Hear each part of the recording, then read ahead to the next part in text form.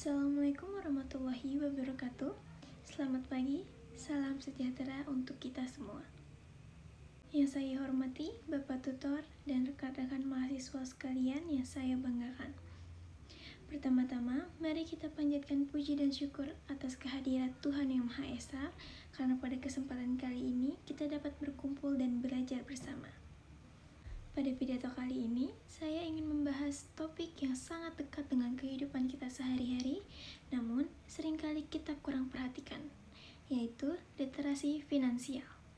Rekan-rekan sekalian, di usia muda, khususnya bagi kita para mahasiswa, seringkali berfokus pada kuliah, pekerjaan, atau bahkan kegiatan sosial, sehingga kita seringkali melupakan bagaimana cara mengelola uang dengan baik dan benar.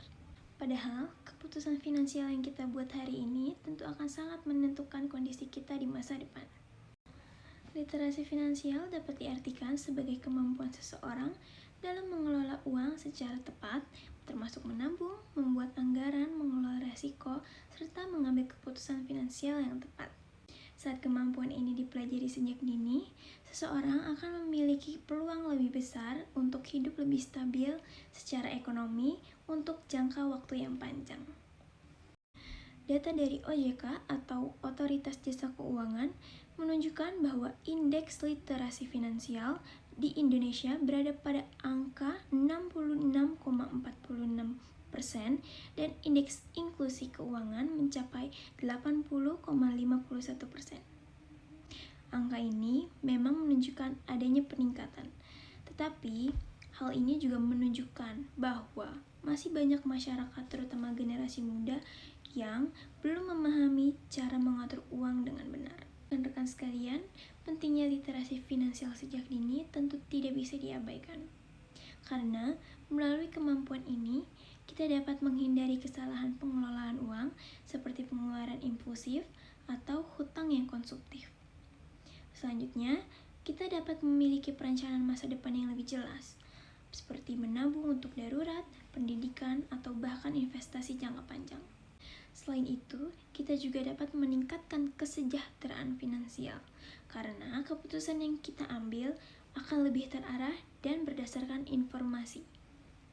Melalui berbagai sumber, dijelaskan bahwa literasi finansial dapat membantu seseorang untuk merencanakan masa depan dengan lebih baik dan menghindari kesalahan finansial yang umumnya terjadi. Selain itu, menurut artikel edukatif lainnya, literasi finansial juga berperan dalam meningkatkan kemampuan menabung, memahami risiko, serta mempersiapkan masa pensiun. Semua manfaat tersebut menunjukkan bahwa literasi finansial bukan sekedar kemampuan tambahan, tetapi juga merupakan keterampilan hidup yang seharusnya dimiliki oleh setiap individu.